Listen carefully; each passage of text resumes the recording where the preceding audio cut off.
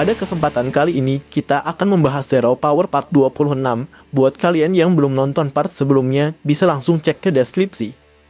Buat yang nanya mungkin kenapa suaranya agak beda, ini tuh pakai bantuan teknologi ya teman-teman. Dan tanpa basa-basi lagi, mari langsung ke alur ceritanya. Cerita dimulai dengan Deon yang ditemui oleh seorang pria berambut hijau bernama Stigma Primero.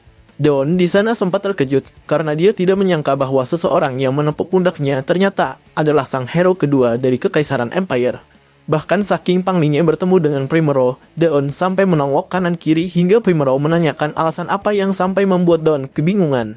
Sambil mengeluarkan sedikit keringat di pipinya, Deon menjawab bahwa dirinya baik-baik saja. Namun, sebenarnya dia merasa heran karena dia tiba-tiba bertemu dengan Primero ketika dirinya ingin menemui sang Emperor. Satu-satunya hal yang Deon ingat ketika berbicara dengan sang Emperor adalah tentang sang Emperor yang memberinya waktu untuk sesuatu. Namun, karena sekarang dia bertemu dengan Primero, Deon langsung berpikir untuk fokus pada Primero yang saat ini berada di depan matanya. Di saat Primero berdiri sambil bersedekap, Deon bertanya tentang urusan apa yang membuat sang hero kedua datang menemuinya. Lalu Primero pun menjawabnya sambil tersenyum, "Aku merasa ingin sekali bertemu denganmu Junior, dan sekarang aku sangat senang karena akhirnya aku bisa bertemu denganmu." Tapi kemudian, tiba-tiba seseorang datang dengan wajah yang sangat kepanikan sambil berkata kepada Primero, "Tunggu sebentar tuan, apa yang Anda maksud dengan Junior? Tidak akan adil bagi dia untuk bertindak sebagai hakim jika dia berpihak kepada Anda." Karena mendengar perkataan orang yang mendadak datang tersebut, Deon di sana semakin kebingungan karena dia tidak mengerti dengan hakim apa yang dimaksud oleh orang tersebut.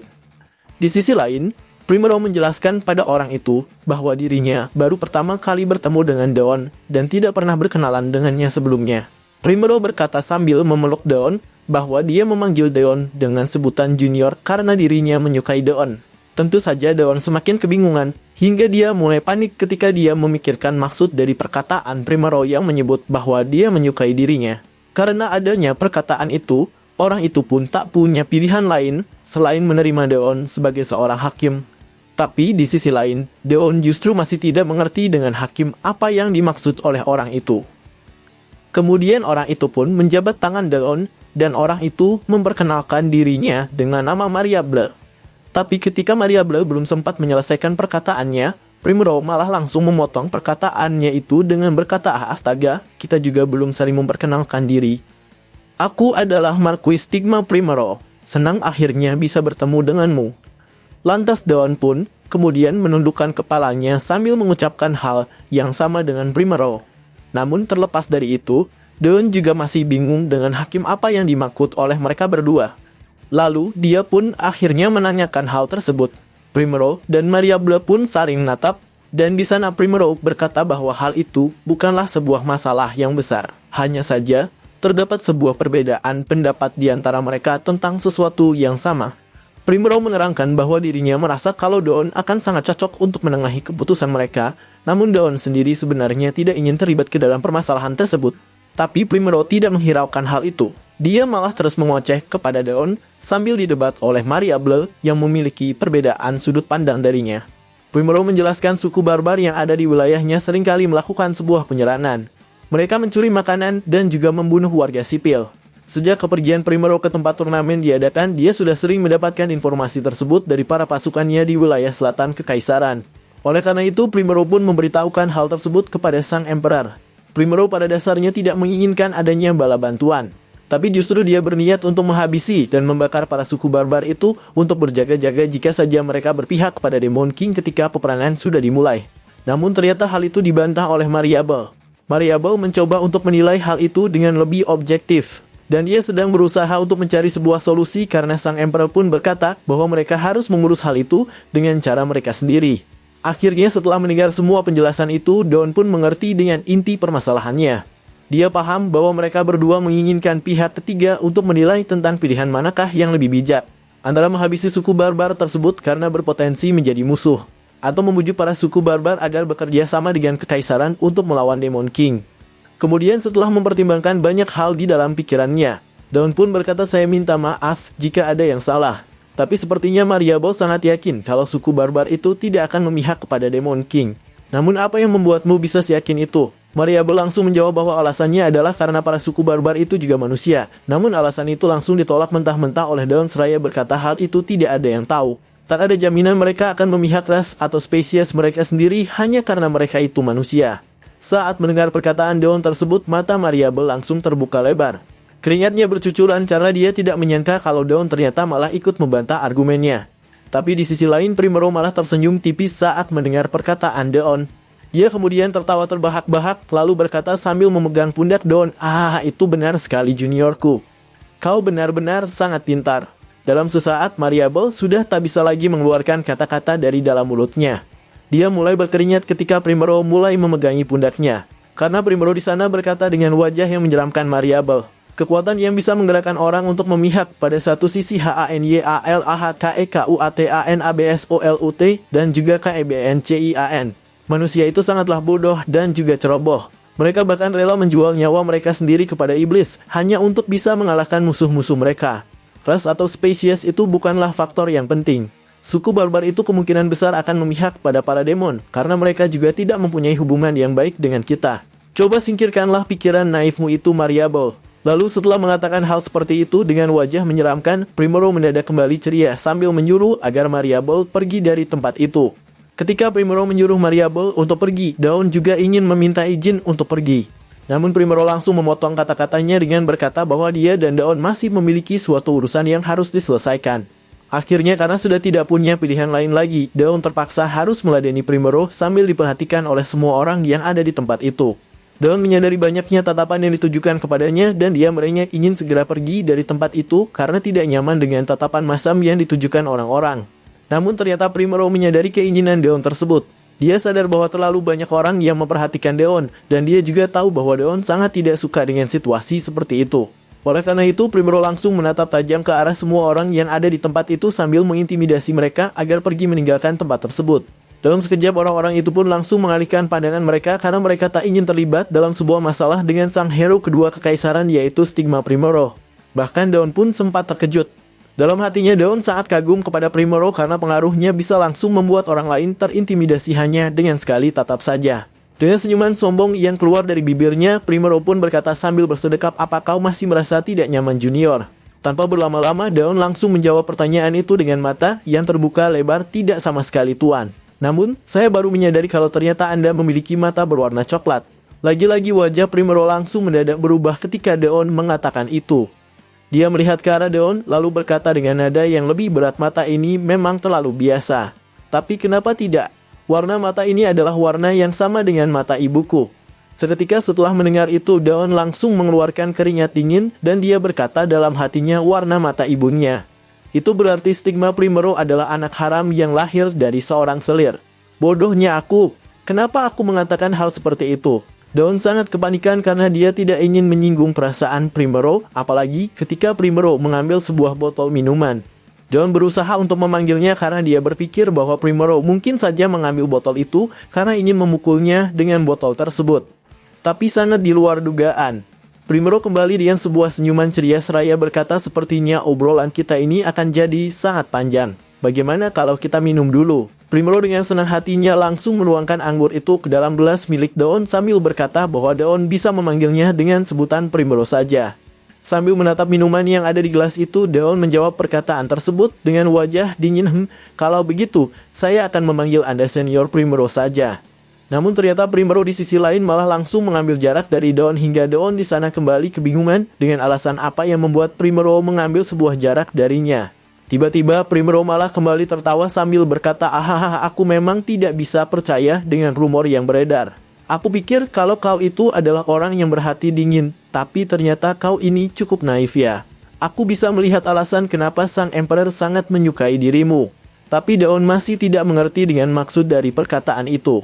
Dia terus-menerus dibuat kebingungan hingga dia tidak bisa mengikuti percakapan dari Primrose yang suasana hatinya seringkali berubah-ubah.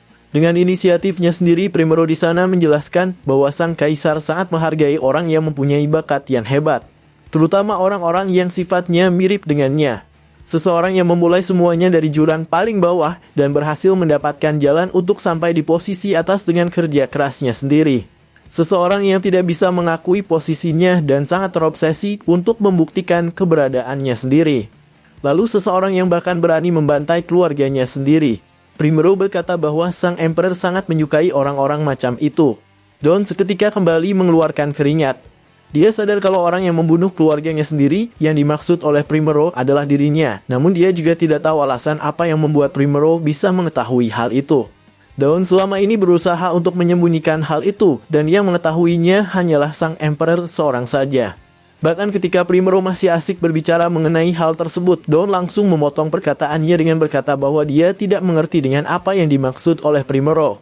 Tapi Primero masih tidak berhenti membicarakan hal itu. Dia malah memasang tatapan tajam ke arah Dawn sambil berkata, "Kau meminta imbalan setelah selesainya perang yang berlangsung selama 8 tahun. Dan imbalan yang kau minta itu adalah..." Di sisi lain, Dawn hanya terdiam dengan wajah yang suram. Dia tiba-tiba mengingat kembali saat-saat ketika dirinya masih kecil. Dari mulai dirinya yang sedang belajar bersama Cruel untuk menjadi seorang penerus, lalu kehangatan keluarga yang pernah dia rasakan sewaktu masih kecil, dia mendadak ingat dengan itu semua. Tapi dia juga tidak lupa dengan perkataan ayahnya yang tiba-tiba berkata bahwa Dawn adalah aib keluarga. Perkataan Cruel yang seolah tidak mengharapkan apapun darinya. Lalu perkataan ibunya sendiri yang sempat menyebutnya monster dengan wajah yang sangat menyeramkan. Karena mengingat semua hal itu, Dawn pun kembali mengeluarkan keringat deras dari wajahnya seolah dia sangat kelelahan karena telah kehabisan energi. Primero juga sempat terkejut dengan hal itu. Dia merasa aneh dengan Dawn, namun Dawn di sana langsung berkata kepadanya dengan wajah yang berbeda dari sebelumnya, "Aku sungguh tidak tahu apa yang kau maksud. Bukankah aku sudah bilang itu tadi?" Karena tatapan dari Dawn itu, Primero pun mengerti dengan kondisi Dawn. Dia akhirnya sadar bahwa Dawn bukanlah orang yang waras, karena orang yang waras tidak akan meminta hal seperti membantai keluarganya sendiri kepada sang Emperor. Maka dari itu Primero pun mengubah kembali topik pembicaraannya dengan berkata, "Baiklah, kita hentikan pembicaraan ini dan mari kita minum dulu. Aku punya botol bagus yang aku bawa dari wilayah selatan. Apa kau suka dengan minuman yang lebih kuat?" Di waktu yang bersamaan di dalam sebuah tenda kekaisaran, sang Emperor berkata kepada Starbe yang tiba-tiba datang menemuinya, "Apa yang membawamu ke sini lagi? Aku harap kau bisa mengatakannya dengan cepat karena aku harus hadir dalam sebuah perjamuan." Dengan bibir tersenyum dan lengan yang memegang dada, Starbe pun berkata, "Karena Anda tampak begitu sibuk yang mulia, saya akan langsung ke intinya saja. Apakah Anda masih berhalusinasi sampai sekarang?" Sontak sang Emperor pun di sana merasa kesal. Dia sebal kepada Starbe yang membicarakan sesuatu yang aneh, padahal dirinya sudah rela meluangkan waktu untuk berbicara dengannya ketika dia akan pergi menghadiri perjamuan. Namun Starbe tidak berhenti sampai di sana.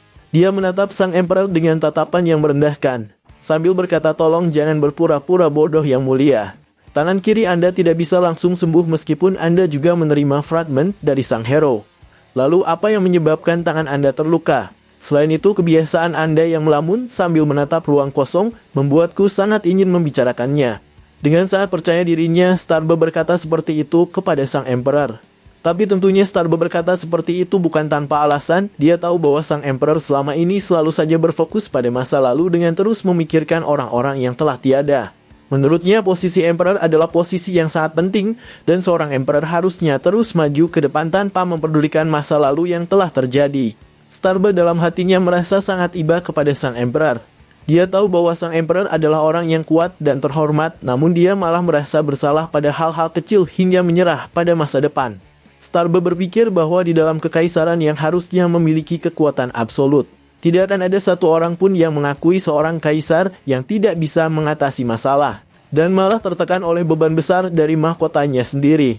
Maka dari itu, Starbe menilai bahwa sang Emperor saat ini sudah tidak layak lagi memegang kuasa sebagai seorang kaisar di Kekaisaran Empire. Bahkan dengan senyuman merendahkannya itu, Starbe kembali berkata, "Sepertinya Anda sedikit terbebani oleh posisi Anda sebagai kaisar. Bukankah sudah waktunya untuk memberikan posisi sepenting itu kepada orang lain?" Sebagai seorang kaisar, tentunya sang Emperor tidak bisa begitu saja menerima kata-kata itu. Lalu dia pun membalas perkataan Starbe dengan berkata sambil memasang tatapan yang tajam, "Kenapa kau harus menggunakan kata-kata yang berbeli seperti itu? Padahal seharusnya kau bisa saja langsung mengambil mahkota ini dari kepalaku yang sudah terpenggal." Karena hal itu, Starbe pun sedikit tertawa dan dia menjawab, "Hahaha, sungguh pemikiran yang sangat mengerikan. Saya hanya ingin Anda menawarkannya pada saya ketika saya sudah sesuai dengan kualifikasi yang dibutuhkan. Oh ya, apakah Anda tidak tahu yang mulia? Selama ini saya juga telah menutup mata pada beberapa hal yang telah Anda lakukan.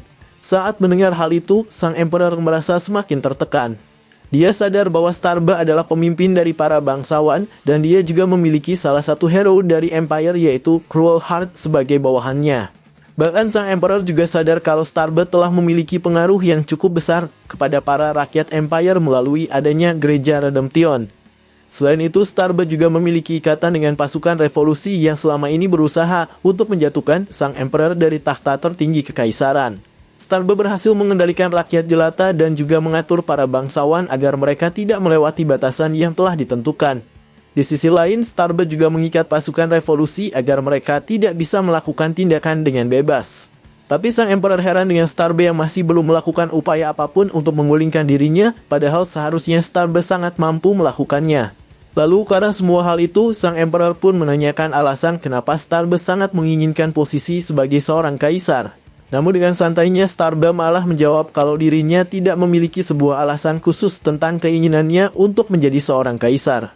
Sang Emperor tentunya tidak bisa mempercayai hal itu, sehingga dia pun kembali menanyakan alasan Starbuck yang menginginkan posisinya. Akhirnya Starbuck pun kembali berkata, bagaimana jika saya bilang kalau saya membutuhkan sebuah posisi yang memiliki kekuatan absolut untuk melindungi sesuatu? Apa Anda bisa mempercayainya? Sang Emperor di sana masih tidak mempercayai hal itu. Namun dia sudah tidak ingin menghabiskan waktunya lagi, sehingga dia pun berkata, baiklah terserah, aku juga sebenarnya tidak mau tahu tujuan apa yang sebenarnya ingin kau capai. Aku yakin kau sudah tahu bahwa aku tidak akan mungkin menyerahkan mahkota ini hanya karena beberapa kata dari Mukan. Apa kau sudah paham? Sesaat setelah itu suasana di dalam kemah kekaisaran pun seketika berubah dikarenakan dua orang manusia yang melakukan sebuah perang dingin dalam perebutan tahta kekaisaran. Starbuck tidak lagi menyangkal perkataan Sang Emperor dan dia menatap tajam ke arah Sang Emperor sambil meninggikan kepalanya. Namun kemudian Starbuck langsung tersenyum kembali sambil memegangi dadanya. Baiklah yang mulia, karena sudah semakin larut, sudah saatnya saya untuk pergi dari sini. Saya harap Anda selalu berada dalam kedamaian. Beberapa saat kemudian di tengah hutan lebat yang berada di sekeliling tenda kekaisaran, Starbuck bergumam dalam hatinya, Sang Emperor sama sekali tidak memiliki rasa khawatir tentang peperangan yang akan segera dimulai ini. Saat ini dia pasti sedang mempertimbangkan berbagai kemungkinan tentang para bangsawan yang mungkin akan meninggalkan kekaisaran lalu bergabung dengan para demon. Selain itu, aku yakin dia juga tidak akan melewatkan kemungkinan bahwa bangsa lain pun akan bergabung dengan para demon. Starbuck menilai bahwa Sang Emperor sangat naif, namun dia juga tidak bisa membiarkan para manusia dan bangsa lain bergabung dengan para demon untuk memenangkan peperangan.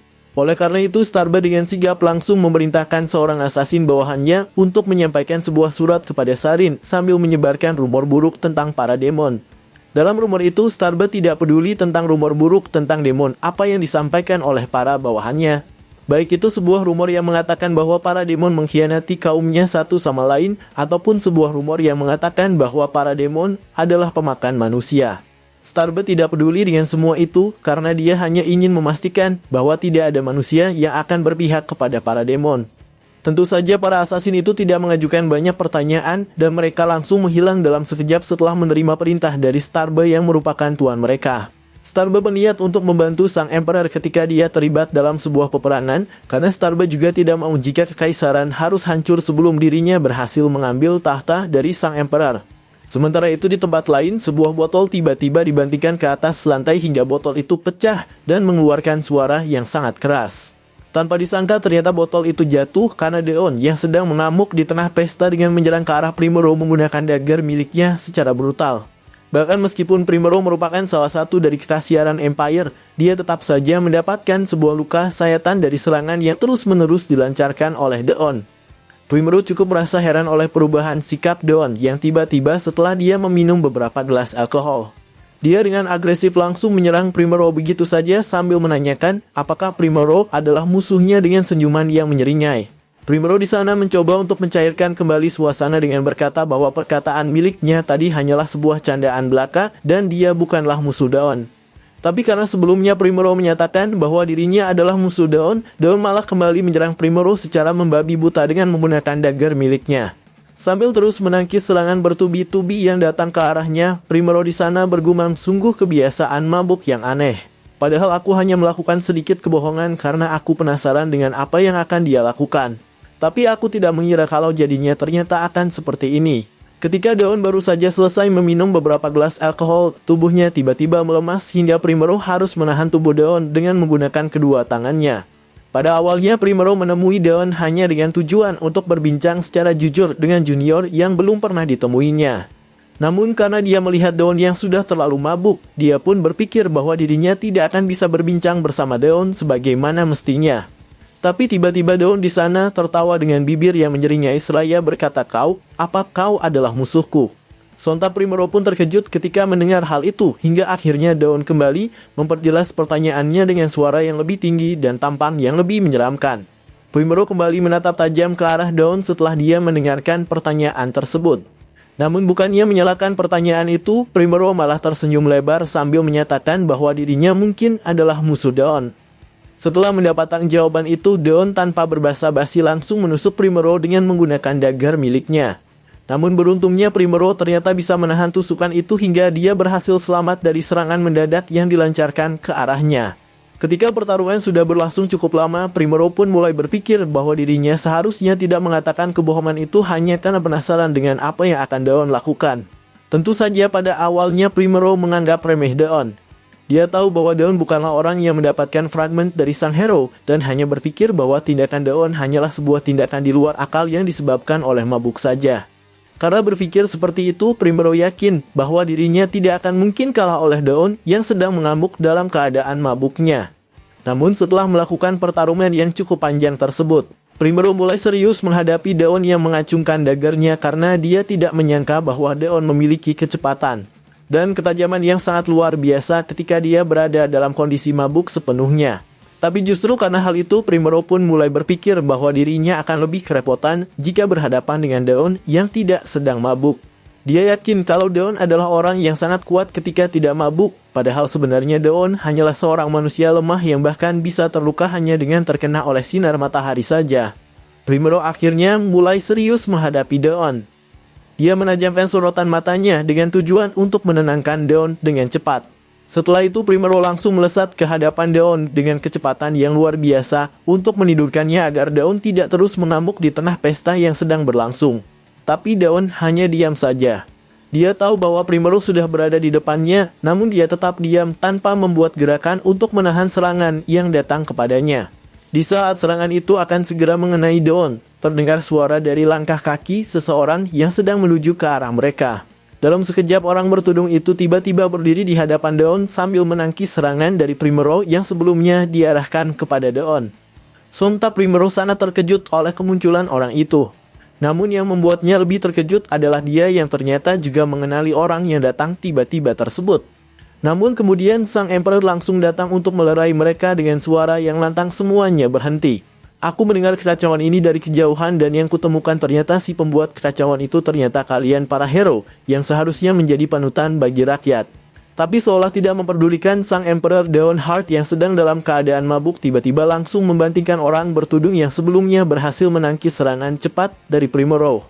Dari raut wajahnya Daon terlihat sangat marah. Mata merahnya melotot tajam dan dia mengeluarkan napas berat layaknya seekor hewan buas yang baru saja berhasil menangkap mangsanya setelah melakukan perburuan yang sangat lama. Tanpa disangka ternyata orang bertudung itu adalah Cruel Heart. Lehernya dicengkram dengan kuat oleh Daon, namun beruntungnya dia masih bisa menghindari tikaman dagger Daon hingga dia hanya mendapat sedikit luka sayatan di samping lehernya. Dengan nada yang masih sangat berat, Daon di sana kembali berkata sambil mengacungkan daggernya, "Aku harus membunuh kalian semua. Semua orang yang menjadi musuhku harus mati dan kau adalah salah satu dari mereka. Kau adalah musuhku." Tapi ketika Daon hendak menjatuhkan daggernya ke arah tenggorokan Cruel, sang Emperor dengan sigap langsung memegangi lengannya sambil berkata, "Aku bilang berhentilah. Apa kau tidak mendengarku? Menyerahlah, kau takkan bisa melawan kekuatanku." Daon dengan mata kosongnya melihat ke arah lengannya sendiri yang masih dipegangi oleh sang Emperor. Tapi bukannya berhenti dan menyerah pada sang Emperor. Daon tanpa diduga malah mematahkan tulang lengannya sendiri hingga sang Emperor terpaksa harus melepaskan pegangan tersebut karena dia tidak menyangka kalau Daon akan melawan perintahnya. Mata sang Emperor terus terfokus pada pergelangan tangan milik Daon. Dia sangat kebingungan dengan apa yang telah dilakukan oleh Deon, karena dia tidak menduga bahwa Deon akan dengan berani menggeser dan mematahkan tulang pergelangan tangannya hanya karena telah bertemu dengan Cruel. Begitupun dengan Cruel.